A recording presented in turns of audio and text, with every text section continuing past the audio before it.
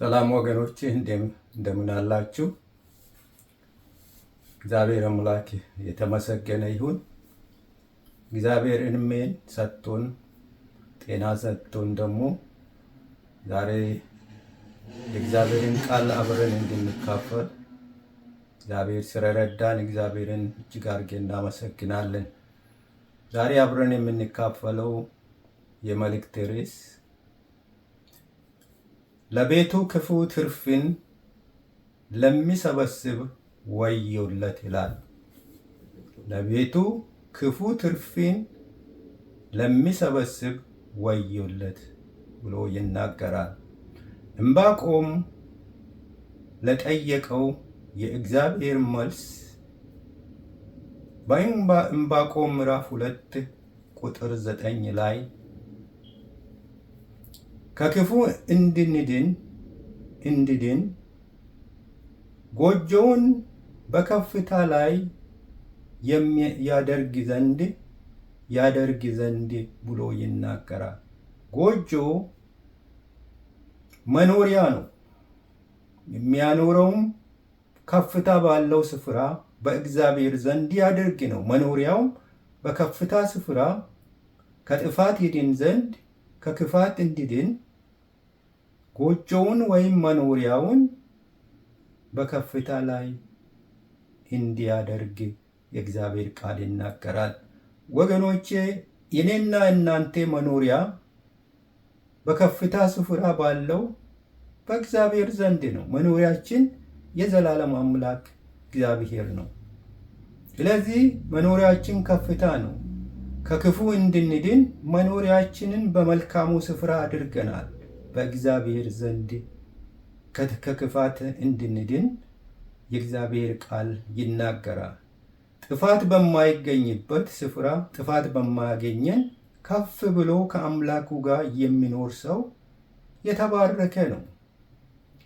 ለቤቱም ክፉ ትርፍን ለሚሰበስብ ወዮለት ይላል። ወዮለት ኮንደምኔሽን ነው።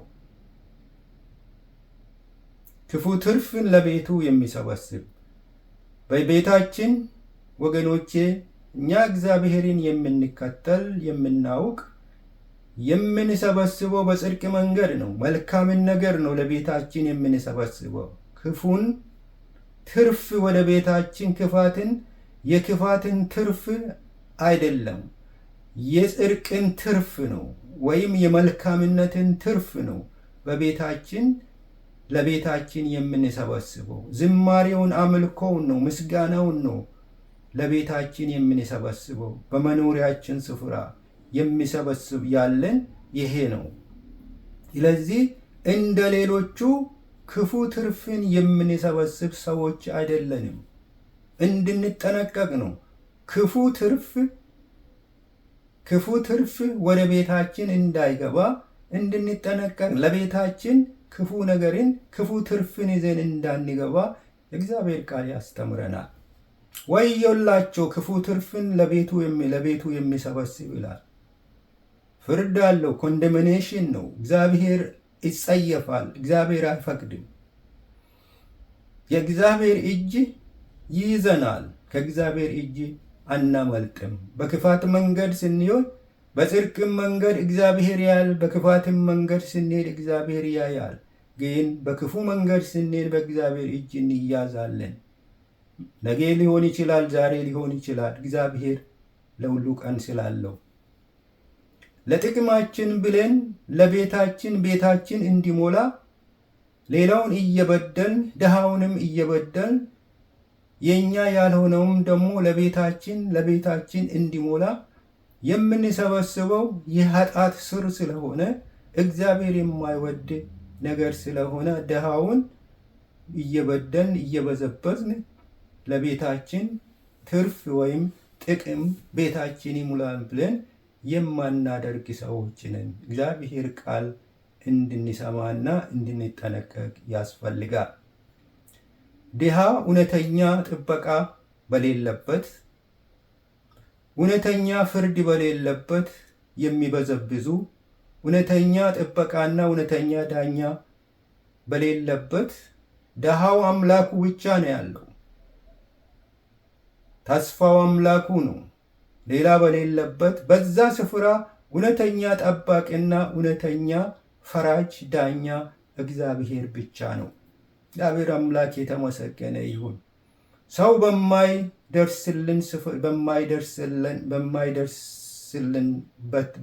ባልደረሰንበት ስፍራ እግዚአብሔር ይደርስልናል፣ የቅርብ አምላክ ስለሆነ። በዕንባቆም ምዕራፍ 2 ቁጥር 12 እንዲህ ብሎ ያስተምራል እግዚአብሔር ቃል። ከተማውን በደም ለሚሰራ ከተማውንም በኃጢአት ለሚመሰርት ወዮለት ይላል። ወዮለት፣ እጄ ትይዘዋለች ይላል። የፍርድ ቀን አለው፣ የቅጣት ቀን አለው ይላል። ከተማ በደም አይገነባም፣ አይሰራም። ለሚሰራ ከተማውን በደም የሚሰራ ደም እያፈሰሰ የሚሰራ ከተማውን በኃጢአት የሚመሰርት ሰው ወዮለት ነው የሚለው እግዚአብሔር። ኃጢአት በኃጢአት መንገድ እግዚአብሔር የኃጢአተኛውን ስራ ይጸየፋል። እግዚአብሔር ኃጢአተኛውን ቢወድና ቢያድን ስራቸውን ነው እግዚአብሔር የሚጸየፈው። የኃጢአተኛውን ስራ እግዚአብሔር ይጸየፋል። ስለዚህ ስራችን እግዚአብሔር የሚወድ ስራ፣ እግዚአብሔር የሚቀበል መልካም ስራ በእግዚአብሔር ፊት ብንሰራ እግዚአብሔርን ደስ ልናሰኝ እንችላለን። በክፉ ስራ ወይም ደም በማፍሰስ ከተማውን በመስራት በኃጢአት ከተማውን ለመመስረት የሚሞክር ሰው ከእግዚአብሔር እጅ አያመልጥም። እግዚአብሔር ስራቸውን ይቃወማል። ከተማ የሚገነባ በደም ወይም በኃጢአት አይደለም፣ በመልካም ነገር ነው። ከተማ የምትሰራ በመልካም ነገር ነው፣ በጽድቅ መንገድ ነው፣ በሰላም መንገድ ነው የሚሰራ።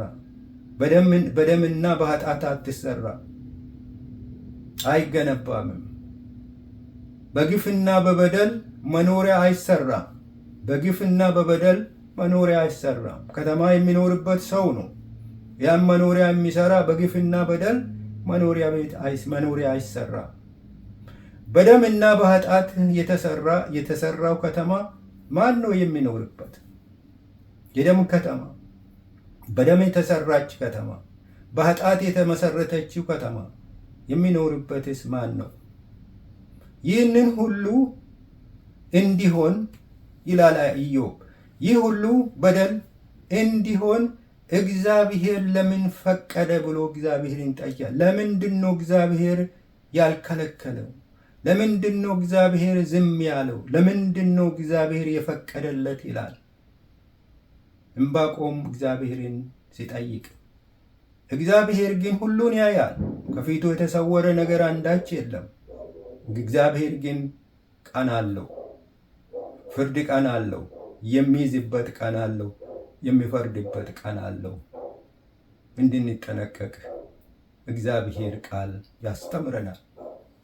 በሐዋርያት ሥራ ምዕራፍ 8 ቁጥር 22 እንዲህ ብሎ ያስተምረናል።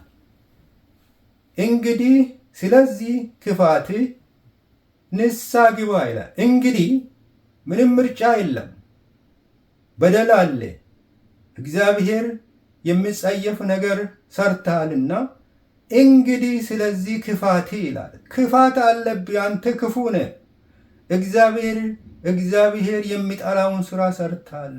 እግዚአብሔር እንዲቀበልህ ንስሐ ግባ፣ ይቅር እንዲልህ። ምናልባት የልብህን ሐሳብ በውስጥ በልብ ውስጥ ያለውን ክፋትህን ይቅር ይል እንደሆነ ወደ እግዚአብሔር ለምን ወይም ምሕረትን ጠይቅ ብሎ ይናገራል። ወደ እግዚአብሔር ለምን ምሕረትን ጠይቅ ብሎ ይናገራል። ወገኖቼ ምሕረት እግዚአብሔር በምሕረት እጅግ ባለጸጋ ነው። የማያልቅበት ምሕረት አለው። ሰው ግን በምሕረት ድሃ ነው። ለሰዎች ምሕረትን ወይም ይቅርታን ለማድረግ የላቸውም፣ ድሃ ስለሆኑ። ግን ድህነታችን አውቀን ከባለጸጋው ከእግዚአብሔር የተቀበልነውን መልሰን ለሰዎች እንድንሰጥ የእግዚአብሔር ቃል ያዘናል። የተቀበልነውን መልሰን እንድንሰጥ፣ ምሕረትን አግኝተናል፣ መልሰን ለሌላው ምሕረትን እንድናደርግ እግዚአብሔር ይፈልጋል። ስለዚህ ይህ ለምን ምሕረት እግዚአብሔር በምሕረት እጅግ ባለጸጋ ነው ይላል። ምሕረትን የሚያደርግ እግዚአብሔር የምሕረት አምላክ ስለሆነ ይህ ምሕረትን ጠይቅ እግዚአብሔርን በደላችን የልባችን ክፋት ይቅር እንዲለን ይቅርታ ንስሐ ግባ የልባችንን ክፋት እግዚአብሔር ይቅር ይልን እንደሆነ እርሱን እንድንለምን ይህ ቃል ለእኔና ለእናንተም ነው ወገኖቼ። ስለዚህ ኃጢአት የለብንም፣ ንስሐ የሚገባበት ኃጢአት የለብኝም፣ ንጹሕ ነኝ ብንል እንዋሻለን። ንጹሕ ሰው የለምና ሁሉም ኃጢአት ሰርቶ የእግዚአብሔር ክብር የጎደለ ሰው ነው። ንጹሕ ኢየሱስ ክርስቶስ ብቻ ነው። ንጹሕ ስለሆነ እኛንም ሊያነጻን የሚችል እርሱ ራሱ ነው።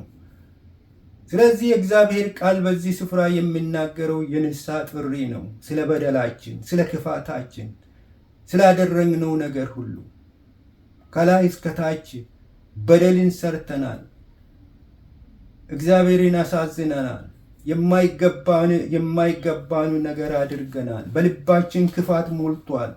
ንስሐ እንድንገባ የልባችንን ክፋት እግዚአብሔር ይቅር እንዲለን ጥሪው ንስሐ እንድንገባ ነው። በእምነትህ እንድንጸና ነው። እግዚአብሔርን መስለን እንድንኖር ነው እግዚአብሔር የሚያስተምረን። ይህንን ደግሞ መንፈስ ቅዱስ በመንፈስ ቅዱስ ኃይል እንዲያግዘን እንድንጸልይ ነው። በትህትናና በንጹሕ ልብ እግዚአብሔርን እንድንፈልግ ነው እግዚአብሔር የሚናገረው። እግዚአብሔር አምላክ የተመሰገነ ይሁን። የሚያስብልን እግዚአብሔር፣ የሚመክረን እግዚአብሔር፣ ሁል ጊዜ ሊመልሰን የሚመኝ ወይም የሚያስብ እግዚአብሔር የተመሰገነ ይሁን። በምሳሌ 28 ቁጥር 13 እንዲህ ይላል፣ ኃጢአትን የሚሰውር አይለማም ይላል። መልካም ነገር አይሆንለትም። ኃጢአተኛ ሁል ጊዜ ከአምላኩ ፊት የተጣለ ነው፣ አምላኩ ያልተቀበለ ነው። አይባረክም ይላል፣ አይሳካለትም ብሎ ይናገራል። ኃጢአተኛ ሁል ጊዜ ኃጢአትን የሚሰውር ሰላም የለውም፣ እንደ ተንቀዠቀዠ ይኖራል፣ እረፍት የለውም፣ እርካታ የለውም። ስለዚህ የሚሰውር የሚናዘዝና የሚተዋት ግን ምሕረትን ያገኛል ይላል። ኃጢአቱን በእግዚአብሔር ፊት ከተዋት የእግዚአብሔር በረከት በእርሱ ላይ ይሆናል። ምሕረትን ያገኛል፣ ይቅርታን ያገኛል፣ ኃጢአቱ በሙሉ ይሰረይለታል። እግዚአብሔር ይቅር ባይ አምላክ ነው፣ ነፃ የሚያወጣ አምላክ ነው። የኃጢአት ብዛት በሕይወታችን በልባችን ያለው በሳሙና ወይም በብሊች አውጥተን ልናጠራው አንችልም። ሊያጠራን የሚችል የሰዎችን ልብ በደልና ኃጢአት ሊያጠራ የሚችል ንጹሕ የሆነ የከበረው የጌታ የኢየሱስ ክርስቶስ ደም ብቻ ነው ኃጢአትን ከልብ ሊያነጻ የሚችል።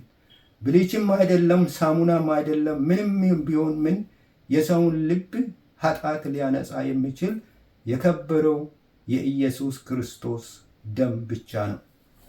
እግዚአብሔር አምላክ የተመሰገነ ይሁን።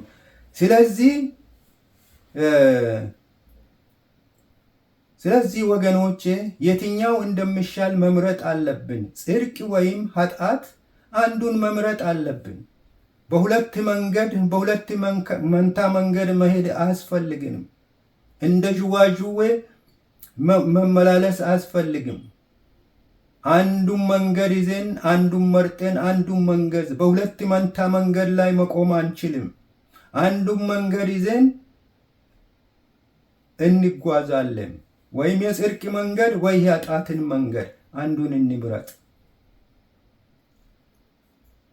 ወይም በረከት ወይም መርገም የቱ እንደሚሻል በደንብ አጥንተን አንዱን መያዝ ያስፈልጋል። በረከት ወይም መርገም የቱ እንደሚሻለን አመዛዝነን አውቀን የሚመቸንን ወይም የፈለግነው መያዝ እንችላለን። እግዚአብሔር አምላክ የተመሰገነ ነው። በዘሌዋውያን ምዕራፍ 19 ቁጥር 13 ደግሞ እንዲህ ይላል፣ ባልንጀራ ግፍ አታድርግ፣ በባልንጀራ ላይ ግፍ አታድርግ ይላል። ግፍ እግዚአብሔር ይጠላል። ግፍ በምድር ሁሉ ሞልቷል። ግፈኞች በምድር ላይ ተነስቷል።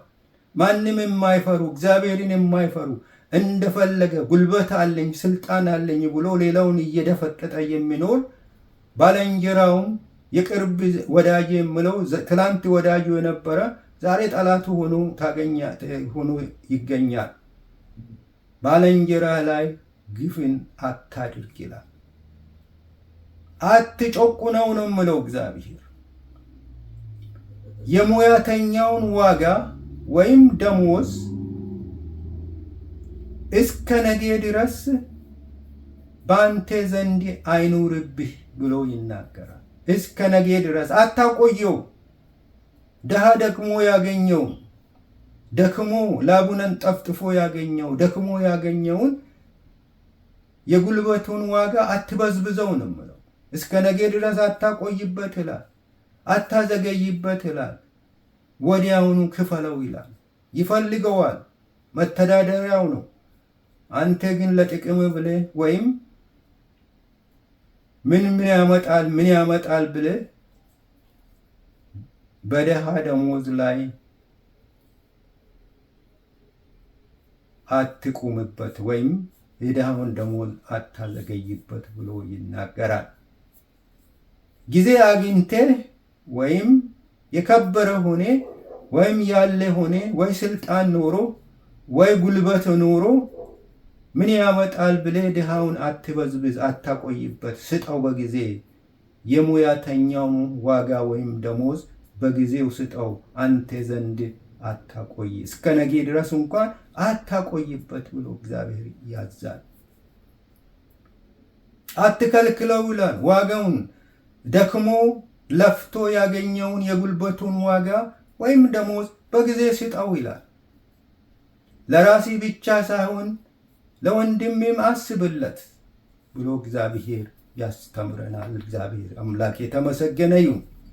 ይህንን የማያደርግ ግን አመፀኛ ቢኖር በአመፅ መንገድ በክፋት መንገድ ቢቀጥል ይህንን የሚያደርግ ግን እግዚአብሔር ወዮለት ብሎ ይናገራል። እግዚአብሔር አምላክ የተመሰገነ ይሁን።